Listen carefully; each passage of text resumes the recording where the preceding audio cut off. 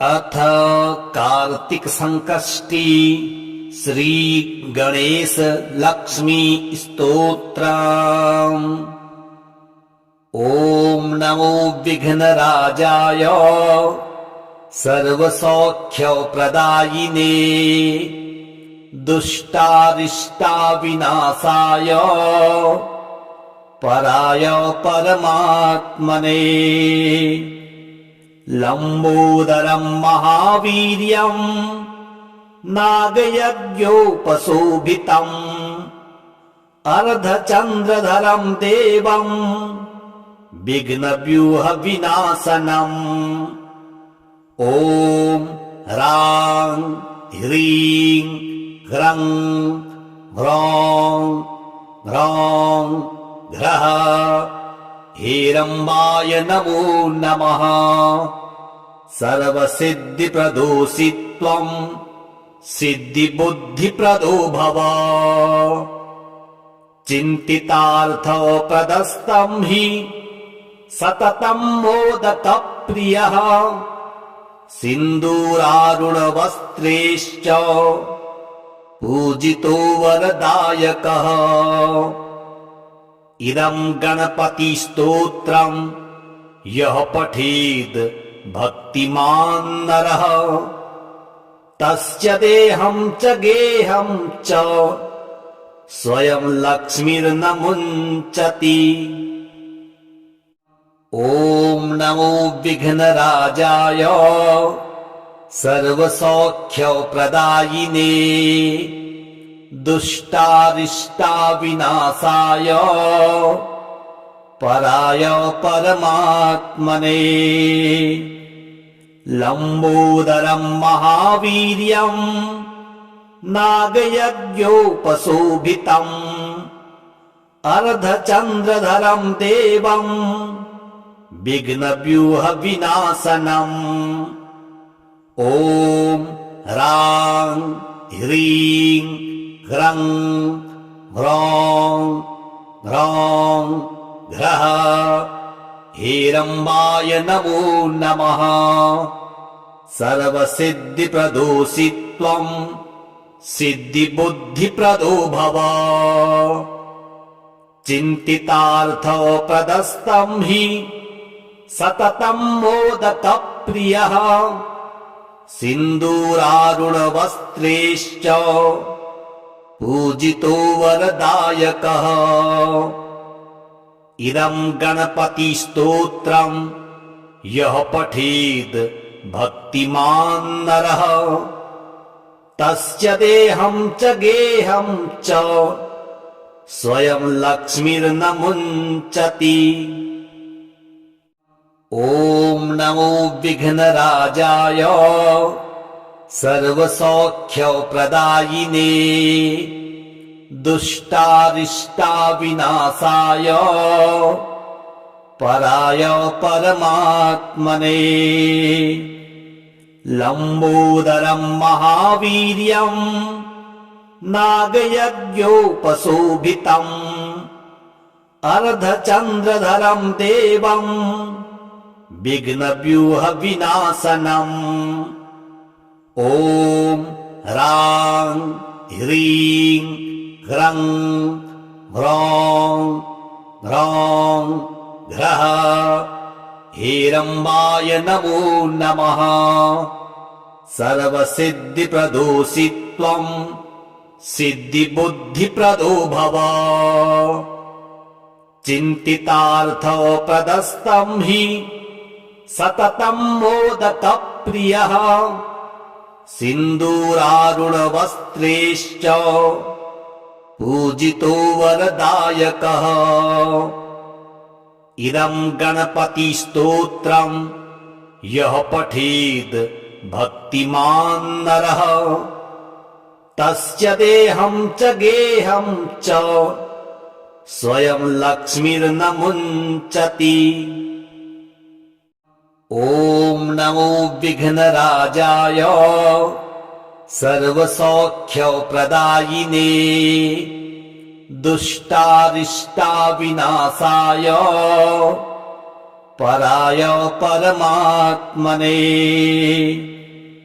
लंबोदरं महावीर्यं नागयज्ञोपशोभितम् अर्धचंद्रधरं देवं विघ्नव्यूह विनाशनम् ॐ ह्रां ह्रीं ह्रं ह्रौं ह्रौं घ्रः हेरम्बाय नमो नमः। सर्वसिद्धिप्रदोषित्वं सिद्धिबुद्धिप्रदो भव चिन्तितार्थप्रदस्तं हि सततं मोदकप्रियः सिन्दूरारुणवस्त्रैश्च पूजितो वरदायकः। इदं गणपतिस्तोत्रं यः पठेद् भक्तिमान् नरः तस्य देहं च गेहं च स्वयं लक्ष्मीर्न मुञ्चति। ॐ नमो विघ्नराजाय सर्वसौख्यप्रदायिने दुष्टारिष्टाविनाशाय पराय परमात्मने लंबोदरं महावीर्यं नागयज्ञोपशोभितम् अर्धचंद्रधरं देवं विघ्नव्यूह विनाशनम् ॐ ह्रां ह्रीं ह्रं ह्रौं ह्रौं घ्रः हेरम्बाय नमो नमः। सर्वसिद्धिप्रदोषित्वं सिद्धिबुद्धिप्रदो भव चिन्तितार्थप्रदस्तं हि सततं मोदकप्रियः सिन्दूरारुणवस्त्रैश्च पूजितो वरदायकः। इदं गणपतिस्तोत्रं यः पठेद् भक्तिमान् नरः तस्य देहं च गेहं च स्वयं लक्ष्मीर्न मुञ्चति। ॐ नमो विघ्नराजाय सर्वसौख्यप्रदायिने दुष्टारिष्टाविनाशाय पराय परमात्मने लंबोदरं महावीर्यं नागयज्ञोपशोभितम् अर्धचंद्रधरं देवं विघ्नव्यूह विनाशनम् ॐ ह्रां ह्रीं ह्रं ह्रौं ह्रौं घ्रः हेरम्बाय नमो नमः। सर्वसिद्धिप्रदोषित्वं सिद्धिबुद्धिप्रदो भव चिन्तितार्थप्रदस्तं हि सततं मोदकप्रियः सिन्दूरारुणवस्त्रैश्च पूजितो वरदायकः। इदं गणपतिस्तोत्रं यः पठेद् भक्तिमान् नरः तस्य देहं च गेहं च स्वयं लक्ष्मीर्न मुञ्चति। ॐ नमो विघ्नराजाय सर्वसौख्यप्रदायिने दुष्टारिष्टाविनाशाय पराय परमात्मने लंबोदरं महावीर्यं नागयज्ञोपशोभितम् अर्धचंद्रधरं देवं विघ्नव्यूह विनाशनम् ॐ ह्रां ह्रीं ह्रं ह्रौं ह्रौं घ्रः हेरम्बाय नमो नमः। सर्वसिद्धिप्रदोषि त्वं सिद्धिबुद्धिप्रदो भव। चिन्तितार्थप्रदस्तं हि सततं मोदकप्रियः। सिन्दूरारुणवस्त्रैश्च पूजितो वरदायकः। इदं गणपतिस्तोत्रं यः पठेद् भक्तिमान् नरः तस्य देहं च गेहं च स्वयं लक्ष्मीर्न मुञ्चति।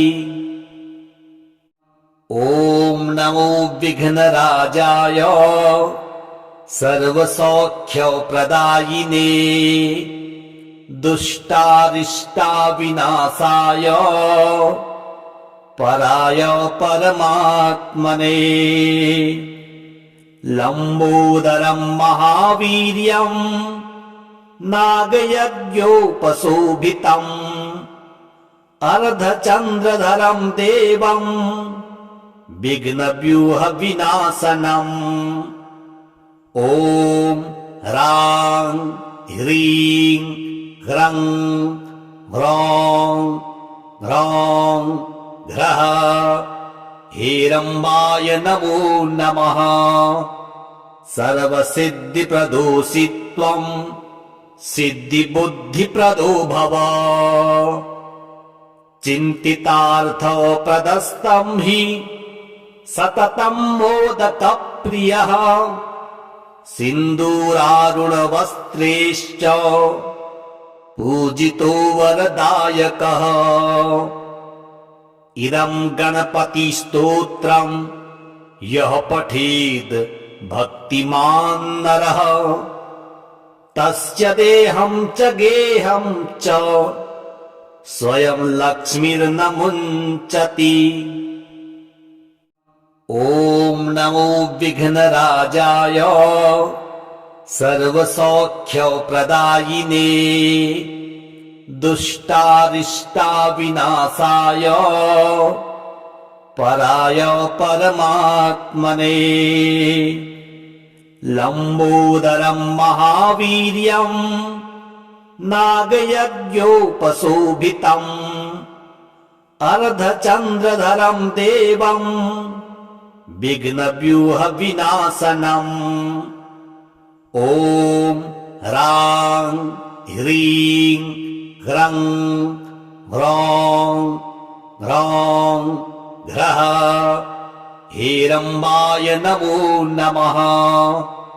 सर्वसिद्धिप्रदोषि त्वं सिद्धिबुद्धिप्रदो भव। चिन्तितार्थप्रदस्तं हि सततं मोदकप्रियः। सिन्दूरारुणवस्त्रैश्च पूजितो वरदायकः। इदं गणपतिस्तोत्रं यः पठेद् भक्तिमान् नरः तस्य देहं च गेहं च स्वयं लक्ष्मीर्न मुञ्चति। ॐ नमो विघ्नराजाय सर्वसौख्यप्रदायिने दुष्टारिष्टाविनाशाय पराय परमात्मने। लम्बोदरं महावीर्यं नागयज्ञोपशोभितम् अर्धचन्द्रधरं देवं विघ्नव्यूहविनाशनम्। ॐ ह्रां ह्रीं ह्रं ह्रौं ह्रौं घ्रः हेरम्बाय नमो नमः। सर्वसिद्धिप्रदोषि त्वं सिद्धिबुद्धिप्रदो भव। चिन्तितार्थप्रदस्तं हि सततं मोदकप्रियः। सिन्दूरारुणवस्त्रैश्च पूजितो वरदायकः इदं गणपतिस्तोत्रम् यः पठेद् भक्तिमान् नरः तस्य देहं च गेहं च स्वयं लक्ष्मीर्न मुञ्चति। ॐ नमो विघ्नराजाय सर्वसौख्यप्रदायिने दुष्टारिष्टाविनाशाय पराय परमात्मने। लम्बोदरं महावीर्यं नागयज्ञोपशोभितम् अर्धचन्द्रधरं देवं विघ्नव्यूहविनाशनम्। ॐ ह्रां ह्रीं ह्रं ह्रौं ह्रौं ह्रः हेरम्बाय नमो नमः। सर्वसिद्धिप्रदोषि त्वं सिद्धिबुद्धिप्रदो भव। चिन्तितार्थप्रदस्तं हि सततं मोदकप्रियः सिन्दूरारुणवस्त्रैश्च पूजितो वरदायकः। इदं गणपतिस्तोत्रम् यः पठेद् भक्तिमान् नरः तस्य देहं च गेहं च स्वयं लक्ष्मीर्न मुञ्चति। ॐ नमो विघ्नराजाय सर्वसौख्यप्रदायिने दुष्टारिष्टाविनाशाय पराय परमात्मने। लम्बोदरं महावीर्यं नागयज्ञोपशोभितम् अर्धचन्द्रधरं देवं विघ्नव्यूहविनाशनम्। ॐ ह्रां ह्रीं ह्रं ह्रौं ह्रौं ह्रः हेरम्बाय नमो नमः। सर्वसिद्धिप्रदोषि त्वं सिद्धिबुद्धिप्रदो भव। चिन्तितार्थप्रदस्तं हि सततं मोदकप्रियः सिन्दूरारुणवस्त्रैश्च पूजितो वरदायकः। इदं गणपतिस्तोत्रम् यः पठेद् भक्तिमान् नरः तस्य देहं च गेहं च स्वयं लक्ष्मीर्न मुञ्चति। ॐ नमो विघ्नराजाय सर्वसौख्यप्रदायिने दुष्टारिष्टाविनाशाय पराय परमात्मने।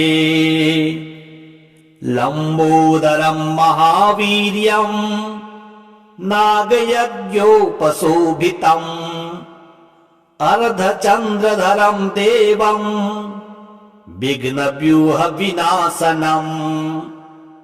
ॐ ह्रां ह्रीं ह्रं ह्रौं ह्रौं ह्रः हेरम्बाय नमो नमः। सर्वसिद्धिप्रदोषि त्वं सिद्धिबुद्धिप्रदो भव। चिन्तितार्थप्रदस्तं हि सततं मोदकप्रियः सिन्दूरारुणवस्त्रैश्च पूजितो वरदायकः। इदं गणपतिस्तोत्रम् यः पठेद् भक्तिमान् नरः तस्य देहं च गेहं च स्वयं लक्ष्मीर्न मुञ्चति। ॐ नमो विघ्नराजाय सर्वसौख्यप्रदायिने दुष्टारिष्टाविनाशाय पराय परमात्मने लम्बोदरं महावीर्यं नागयज्ञोपशोभितम् अर्धचन्द्रधरं देवं विघ्नव्यूहविनाशनम् ॐ ह्रां ह्रीं ह्रं ह्रौं ह्रौं ह्रः हेरम्बाय नमो नमः। सर्वसिद्धिप्रदोषि त्वं सिद्धिबुद्धिप्रदो भव। चिन्तितार्थप्रदस्तं हि सततं मोदकप्रियः सिन्दूरारुणवस्त्रैश्च पूजितो वरदायकः। इदं गणपतिस्तोत्रं यः पठेद् भक्तिमान् नरः तस्य देहं च गेहं च स्वयं लक्ष्मीर्न मुञ्चति। ॐ नमो विघ्नराजाय सर्वसौख्यप्रदायिने दुष्टारिष्टाविनाशाय पराय परमात्मने लम्बोदरं महावीर्यं नागयज्ञोपशोभितम् अर्धचन्द्रधरं देवं विघ्नव्यूहविनाशनम् ॐ ह्रां ह्रीं ह्रं ह्रौं ह्रौं ह्रः हेरम्बाय नमो नमः। सर्वसिद्धिप्रदोषि त्वं सिद्धिबुद्धिप्रदो भव। चिन्तितार्थप्रदस्तं हि सततं मोदकप्रियः सिन्दूरारुणवस्त्रैश्च पूजितो वरदायकः। इदं गणपतिस्तोत्रं यः पठेद् भक्तिमान् नरः तस्य देहं च गेहं च स्वयं लक्ष्मीर्न मुञ्चति।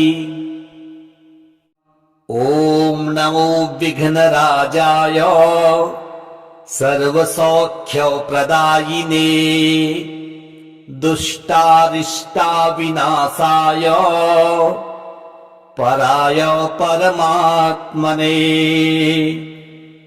लम्बोदरं महावीर्यं नागयज्ञोपशोभितम् अर्धचन्द्रधरं देवं विघ्नव्यूहविनाशनम् ॐ ह्रां ह्रीं ह्रं ह्रौं ह्रौं ह्रः हेरम्बाय नमो नमः।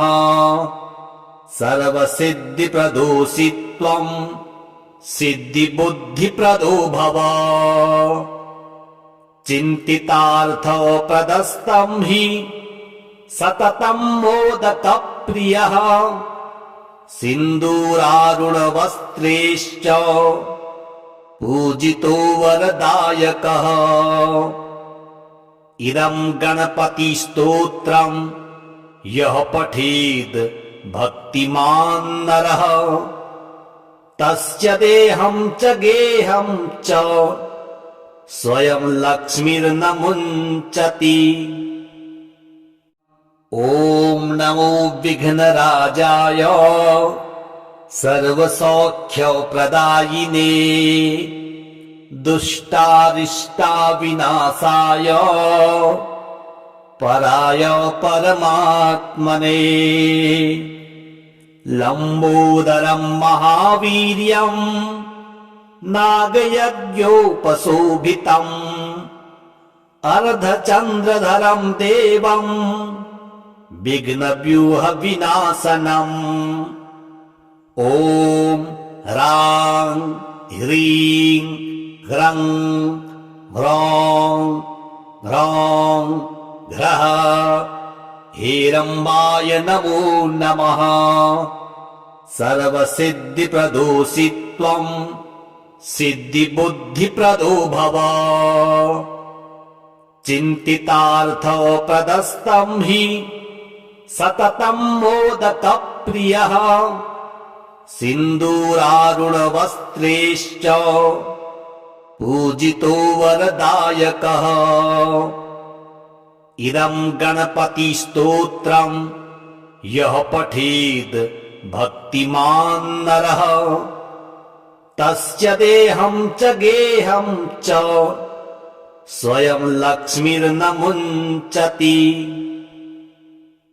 ॐ नमो विघ्नराजाय सर्वसौख्यप्रदायिने दुष्टारिष्टाविनाशाय पराय परमात्मने।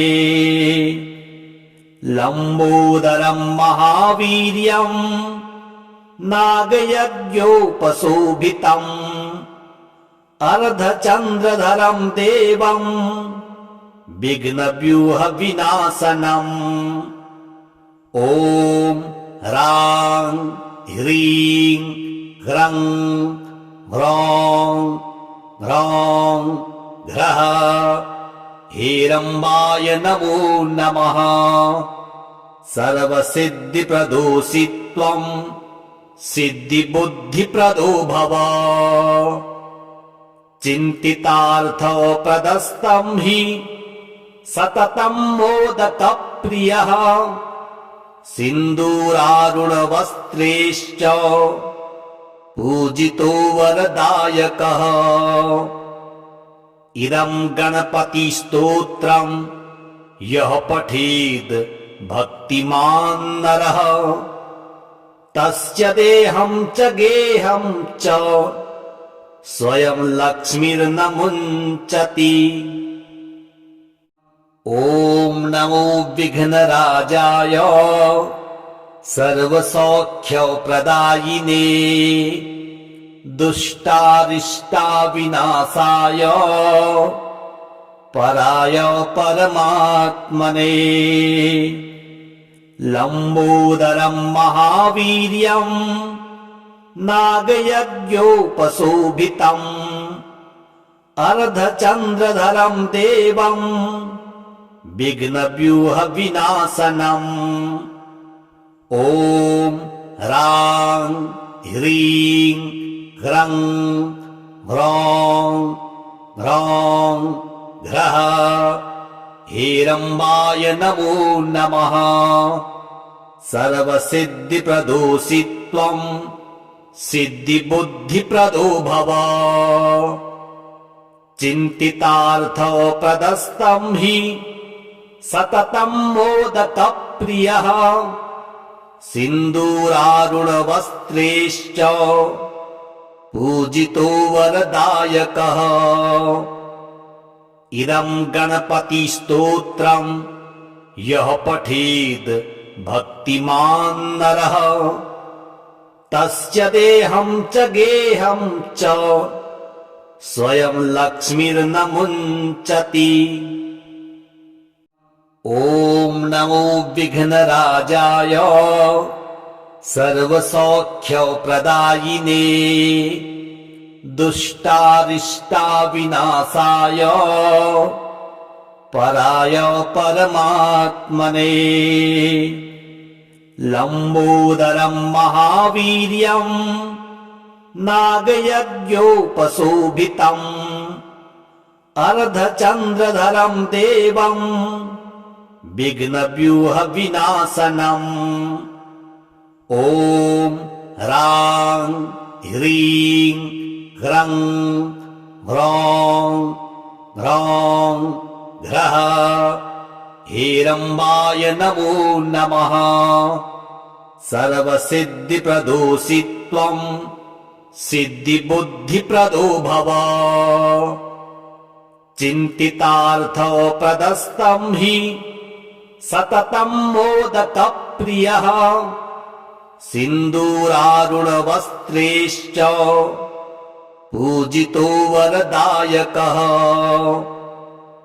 इदं गणपतिस्तोत्रं यः पठेद् भक्तिमान् नरः तस्य देहं च गेहं च स्वयं लक्ष्मीर्न मुञ्चति।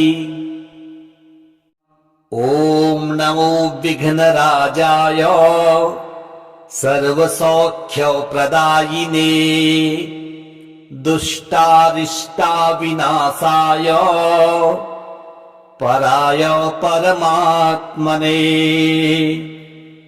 लम्बोदरं महावीर्यं नागयज्ञोपशोभितम् अर्धचन्द्रधरं देवं विघ्नव्यूहविनाशनम् ॐ ह्रां ह्रीं ह्रं ह्रौं ह्रौं ह्रः हेरम्बाय नमो नमः। सर्वसिद्धिप्रदोषित्वं सिद्धिबुद्धिप्रदो भव चिन्तितार्थप्रदस्तं हि सततं मोदकप्रियः सिन्दूरारुणवस्त्रैश्च पूजितो वरदायकः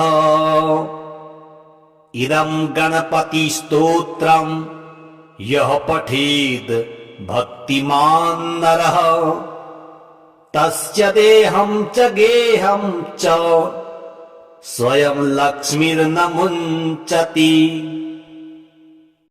ॐ नमो विघ्नराजाय सर्वसौख्यप्रदायिने दुष्टारिष्टाविनाशाय पराय परमात्मने लम्बोदरं महावीर्यं नागयज्ञोपशोभितम् अर्धचन्द्रधरं देवं विघ्नव्यूहविनाशनम् ॐ ह्रां ह्रीं ह्रं ह्रौं ह्रौं ह्रः हेरम्बाय नमो नमः। सर्वसिद्धिप्रदोषित्वं सिद्धिबुद्धिप्रदो भव चिन्तितार्थप्रदस्तं हि सततं मोदकप्रियः सिन्दूरारुणवस्त्रैश्च पूजितो वरदायकः इदं गणपतिस्तोत्रं यः पठेद् भक्तिमान् नरः तस्य देहं च गेहं च स्वयं लक्ष्मीर्न मुञ्चति। ॐ नमो विघ्नराजाय सर्वसौख्यप्रदायिने दुष्टारिष्टाविनाशाय पराय परमात्मने लम्बोदरं महावीर्यं नागयज्ञोपशोभितम् अर्धचन्द्रधरं देवं विघ्नव्यूहविनाशनम् ॐ ह्रां ह्रीं ह्रं ह्रौं ह्रौं ह्रः हेरम्बाय नमो नमः। सर्वसिद्धिप्रदोषित्वं सिद्धिबुद्धिप्रदो भव चिन्तितार्थप्रदस्तं हि सततं मोदकप्रियः सिन्दूरारुणवस्त्रैश्च पूजितो वरदायकः इदं गणपतिस्तोत्रं यः पठेद् भक्तिमान् नरः तस्य देहं च गेहं च स्वयं लक्ष्मीर्न मुञ्चति। ॐ नमो विघ्नराजाय सर्वसौख्यप्रदायिने दुष्टारिष्टाविनाशाय पराय परमात्मने। लम्बोदरं महावीर्यं नागयज्ञोपशोभितम् अर्धचन्द्रधरं देवं विघ्नव्यूहविनाशनम्। ॐ ह्रां ह्रीं ह्रं ह्रौं ह्रौं ह्रः हेरम्बाय नमो नमः। सर्वसिद्धिप्रदोषि त्वं सिद्धिबुद्धिप्रदो भव। चिन्तितार्थप्रदस्तं हि सततं मोदकप्रियः सिन्दूरारुणवस्त्रैश्च पूजितो वरदायकः। इदं गणपतिस्तोत्रं यः पठेद् भक्तिमान् नरः तस्य देहं च गेहं च स्वयं लक्ष्मीर्न मुञ्चति। ॐ नमो विघ्नराजाय सर्वसौख्यप्रदायिने दुष्टारिष्टाविनाशाय पराय परमात्मने। लम्बोदरं महावीर्यं नागयज्ञोपशोभितम् अर्धचन्द्रधरं देवं विघ्नव्यूहविनाशनम्। ॐ ह्रां ह्रीं ह्रं ह्रौं ह्रौं ह्रः हेरम्बाय नमो नमः। सर्वसिद्धिप्रदोषि त्वं सिद्धिबुद्धिप्रदो भव। चिन्तितार्थप्रदस्तं हि सततं मोदकप्रियः सिन्दूरारुणवस्त्रैश्च पूजितो वरदायकः। इदं गणपतिस्तोत्रं यः पठेद् भक्तिमान् नरः तस्य देहं च गेहं च स्वयं लक्ष्मीर्न मुञ्चति। ॐ नमो विघ्नराजाय सर्वसौख्यप्रदायिने दुष्टारिष्टाविनाशाय पराय परमात्मने। लम्बोदरं महावीर्यं नागयज्ञोपशोभितम् अर्धचन्द्रधरं देवं विघ्नव्यूहविनाशनम्। ॐ ह्रां ह्रीं ह्रं ह्रौं ह्रौं ह्रः हेरम्बाय नमो नमः। सर्वसिद्धिप्रदोषि त्वं सिद्धिबुद्धिप्रदो भव। चिन्तितार्थप्रदस्तं हि सततं मोदकप्रियः सिन्दूरारुणवस्त्रैश्च पूजितो वरदायकः। इदं गणपतिस्तोत्रं यः पठेद् भक्तिमान् नरः तस्य देहं च गेहं च स्वयं लक्ष्मीर्न मुञ्चति। ॐ नमो विघ्नराजाय सर्वसौख्यप्रदायिने दुष्टारिष्टाविनाशाय पराय परमात्मने लंबोदरं महावीर्यं नागयज्ञोपशोभितम् अर्धचंद्रधरं देवं विघ्नव्यूह विनाशनम् ॐ ह्रां ह्रीं ह्रं ह्रौं ह्रौं ह्रः हेरम्बाय नमो नमः। सर्वसिद्धिप्रदोषित्वं सिद्धिबुद्धिप्रदो भव चिन्तितार्थप्रदस्तं हि सततं मोदकप्रियः सिन्दूरारुणवस्त्रैश्च पूजितो वरदायकः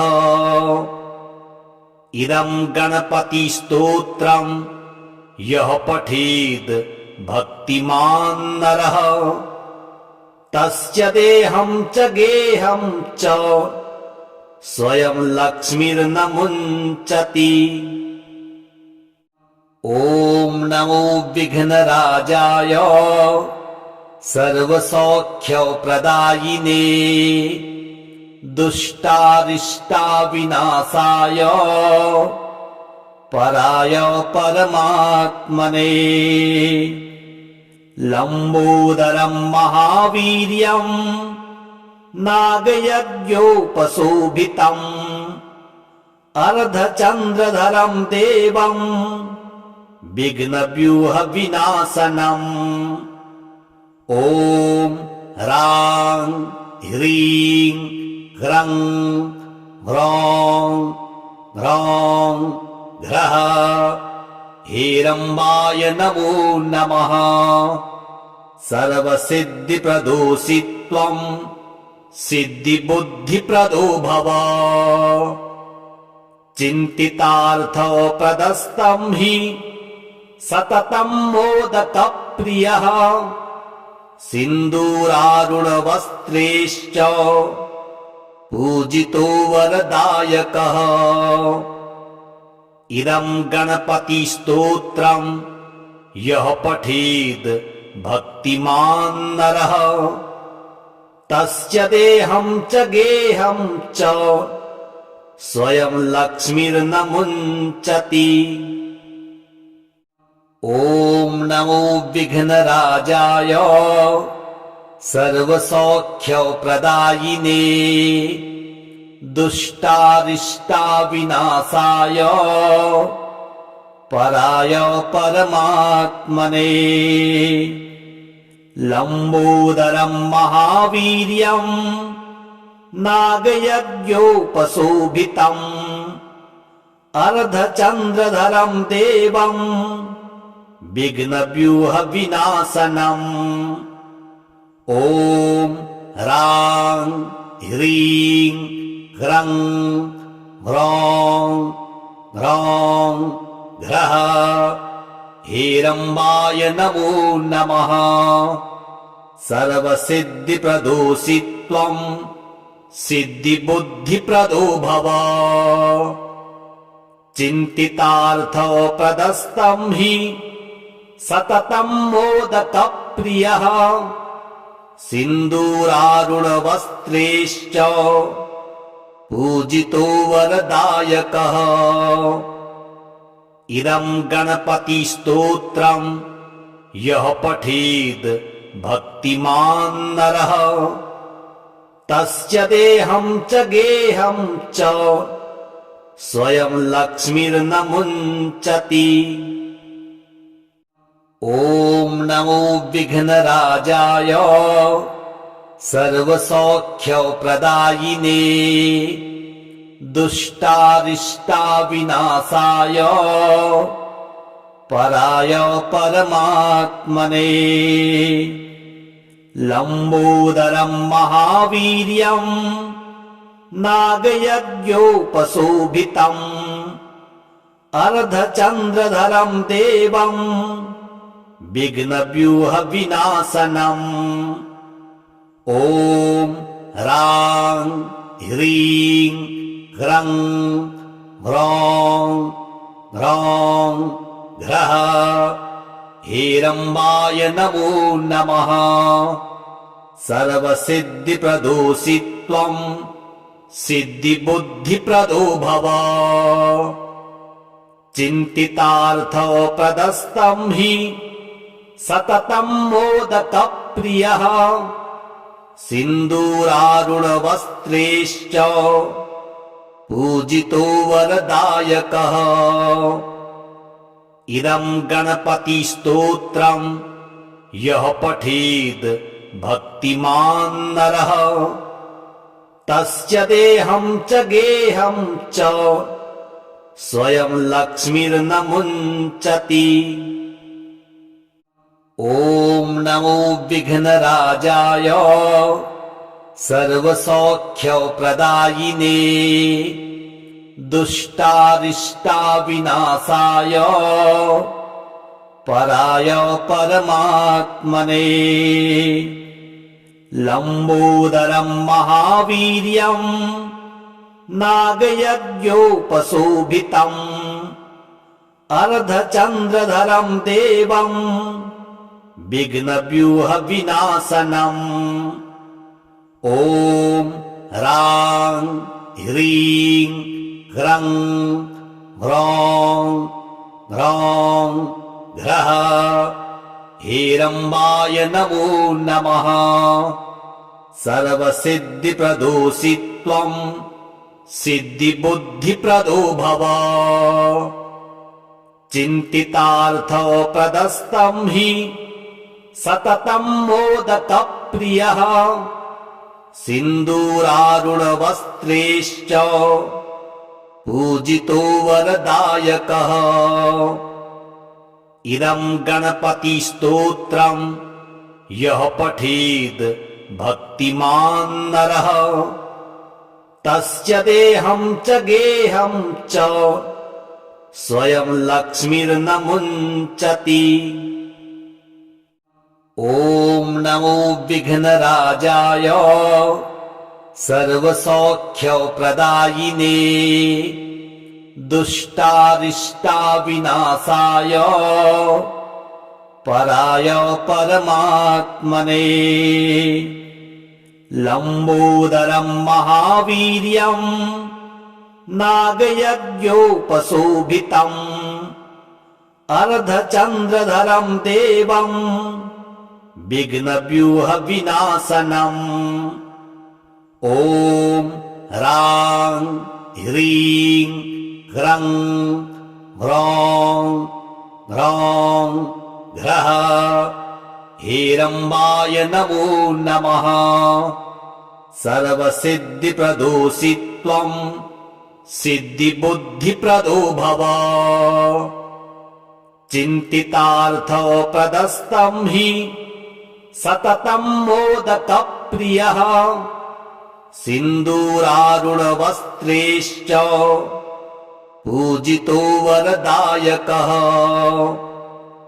इदं गणपतिस्तोत्रं यः पठेद् भक्तिमान् नरः तस्य देहं च गेहं च स्वयं लक्ष्मीर्न मुञ्चति। ॐ नमो विघ्नराजाय सर्वसौख्यप्रदायिने दुष्टारिष्टाविनाशाय पराय परमात्मने। लम्बोदरं महावीर्यं नागयज्ञोपशोभितम् अर्धचन्द्रधरं देवं विघ्नव्यूहविनाशनम्। ॐ ह्रां ह्रीं ह्रं ह्रौं ह्रौं घ्रः हेरम्बाय नमो नमः। सर्वसिद्धिप्रदोषि त्वं सिद्धिबुद्धिप्रदो भव। चिन्तितार्थप्रदस्तं हि सततं मोदकप्रियः। सिन्दूरारुणवस्त्रैश्च पूजितो वरदायकः इदं गणपतिस्तोत्रम् यः पठेद् भक्तिमान् नरः तस्य देहं च गेहं च स्वयं लक्ष्मीर्न मुञ्चति। ॐ नमो विघ्नराजाय सर्वसौख्यप्रदायिने दुष्टारिष्टाविनाशाय पराय परमात्मने। लम्बोदरं महावीर्यं नागयज्ञोपशोभितम् अर्धचन्द्रधरं देवं विघ्नव्यूहविनाशनम्। ॐ ह्रां ह्रीं ह्रं ह्रौं ह्रौं घ्रः हेरम्बाय नमो नमः। सर्वसिद्धिप्रदोषित्वं सिद्धिबुद्धिप्रदो भव। चिन्तितार्थप्रदस्तं हि सततं मोदकप्रियः सिन्दूरारुणवस्त्रैश्च पूजितो वरदायकः इदं गणपतिस्तोत्रम् यः पठेद् भक्तिमान् नरः तस्य देहं च गेहं च स्वयं लक्ष्मीर्न मुञ्चति।